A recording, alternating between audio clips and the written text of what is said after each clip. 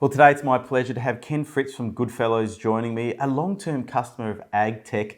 Ken, thanks for joining me. Yeah, thank you, Andrew. Well, let's start, Ken. Give us a bit of an understanding as to what does Goodfellows actually do? Yeah, Goodfellows, we just celebrated our 100th anniversary. We've been around since 1921.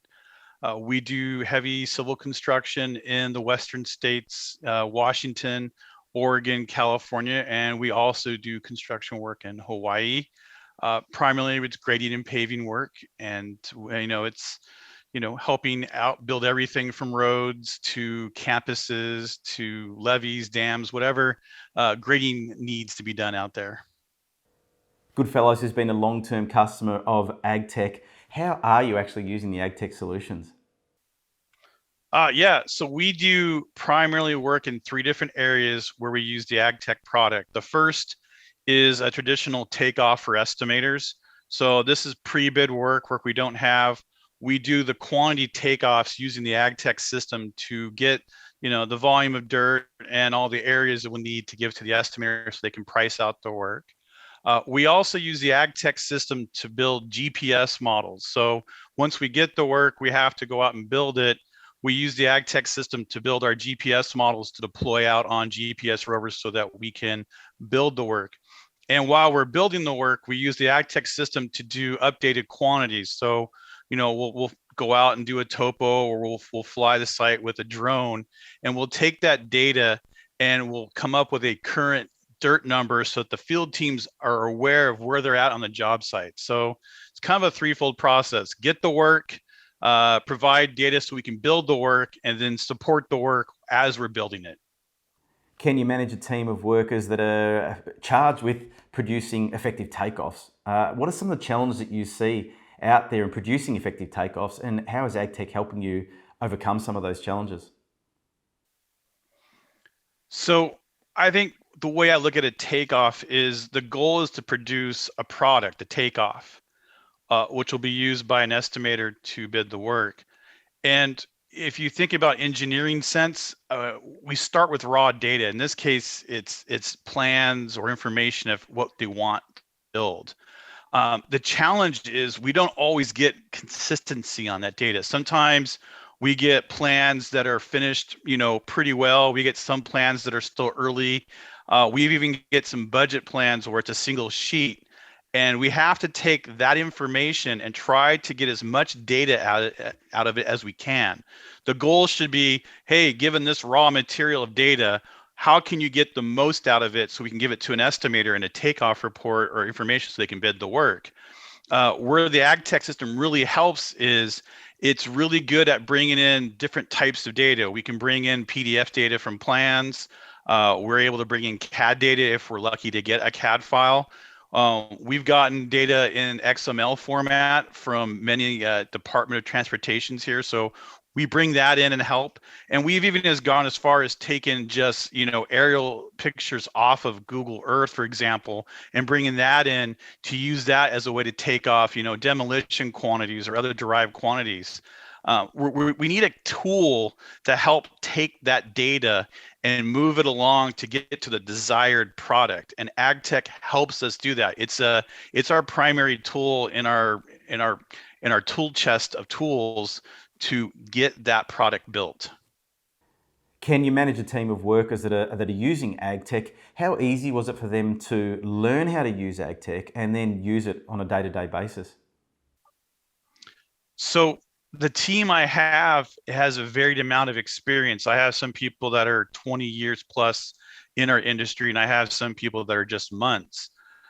What's nice is the goal of AgTech is to take this data and turn it into a takeoff. To do that, we have to teach someone how to use the product, and essentially it allows us to take data in the form of plans. We put it into the system, and underneath it, it'll make the complexity. So I don't have to worry about trying to get into the details of, hey, this is what a surface is and stuff. I can teach people how to read plans and what data to put in the AgTech system. So you can get someone going within hours of just doing a simple length area takeoff. And then usually within about a week, you can start showing them some basics of how to do a dirt takeoff and how to build three-dimensional models, because you're not actually directly building the model. You're indirectly building, top of curbs, pads, areas.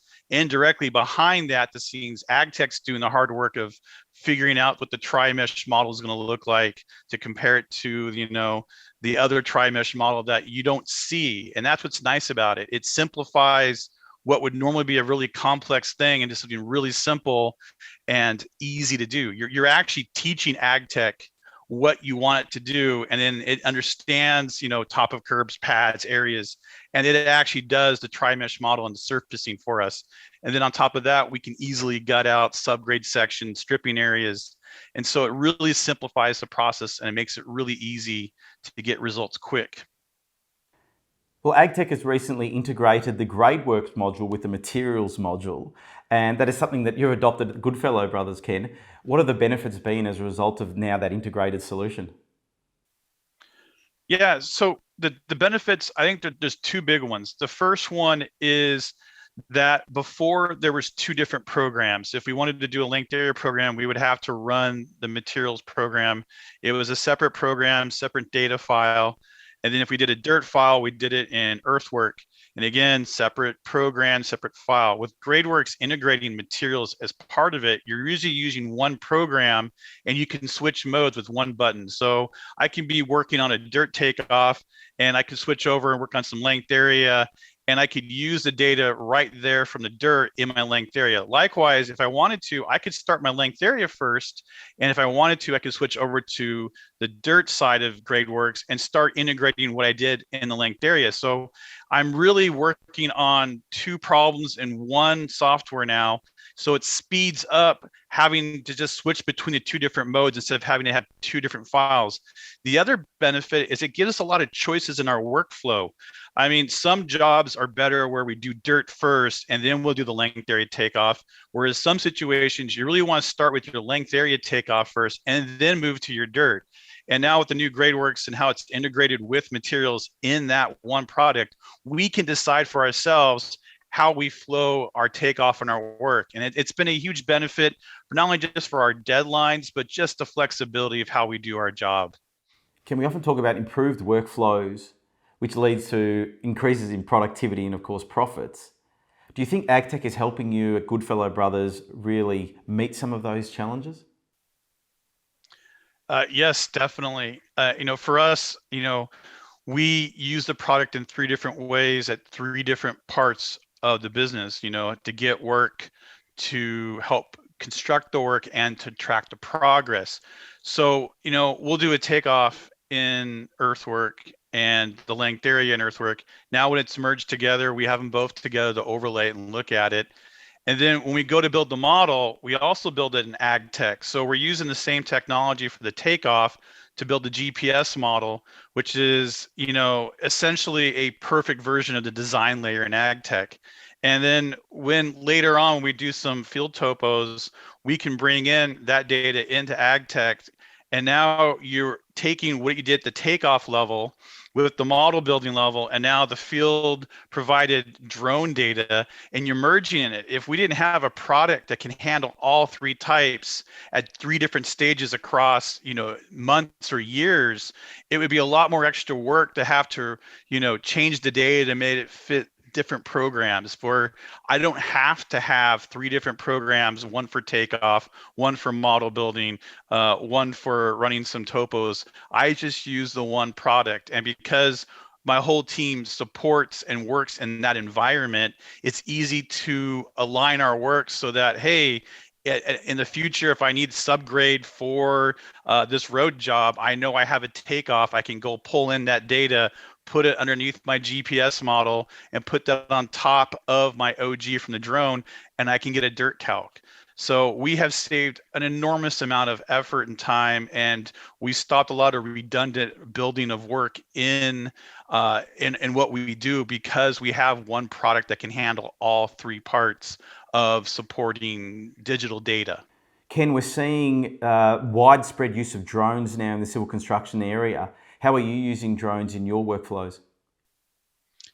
Yeah, so historically, when GPS came online, we would get hand shot topos, and for me, it was someone going out to the field and taking a bunch of points.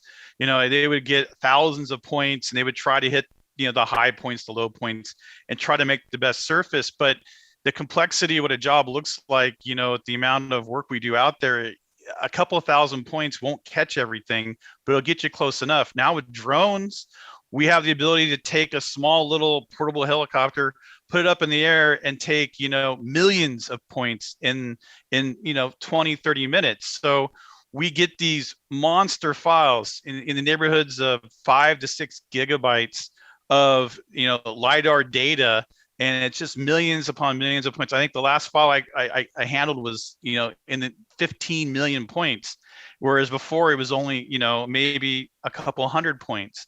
So now we need we get this data and we look at it, and so this is great, but the lidar shoots everything. It shoots the top of buildings, it shoots the top of trucks and trees. I'm trying to calculate dirt volumes, not how much that building in the middle of my job site is, or that pickup truck or that tree. It occupies space. So I need a product to take out that.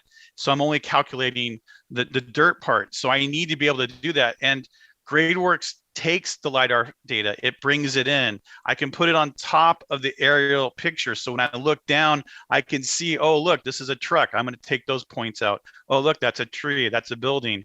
But it does a step further. It knows that you have 32 million points, but it understands that in a certain area, you can set up Gradeworks so that it'll filter out points that don't vary in elevation too much, so that, hey, this is a very flat pad. We don't need to put every single point we shot. We're only going to shoot the points where it changes. They've got a really nice feature where they bring in the points to only show you where the rapid elevation changes on the job site are. So instead of having to deal with 32 million points, it cuts it down. And then when I remove all the obstructions from the drone OG, it actually is a lot more manageable. And if I want to, for performance, I can take that surface and convert it into using their contour utilities, a very manageable piece of data to run some dirt numbers on. So instead of having to deal with a monster file, I can deal with something that's more manageable and simple. Well, Goodfellow Brothers have been working with AGTEK for more than 30 years now. So over that time, no doubt, you've had to reach out to AGTEK support and training as well to keep things rolling. How have you found working with AGTEK when it comes to support and training? Really good, actually. With us, we're always going to have things that come up that we don't expect. Maybe a file doesn't load right, maybe a crash on the program, and it stops our workflow and our ability to actually get work done. So we usually just say, what do we do? Who do we turn to? We'll talk amongst ourselves, but sometimes we need someone that knows the answer better. We need someone who can help out. When we reach out to AGTEK support, we can send them the file. We can explain what we saw, screenshots. And usually very, very quickly, they get back to us. Very quickly, they get back with an answer, or they let us know they're looking into it.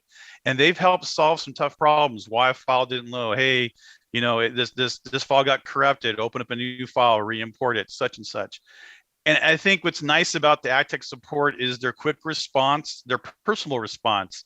It's not always just an email back. We get a phone call back from someone from the support line telling us what they found and what they saw. And they give us choices of how we could solve the problem. That's the nice thing about AGTEK support is we need a solution so we can move forward with our work. And they're there to help us find that solution so we can keep moving ahead with the work that we have to do. Well, Ken, we really appreciate you joining us today to have a chat about your use of AGTEK at Goodfellow Brothers. And from all the team of AGTEK, we'd like to thank you for your support for over 30 years now in working with AGTEK. Yes, thank you, Andrew. It was good to be here.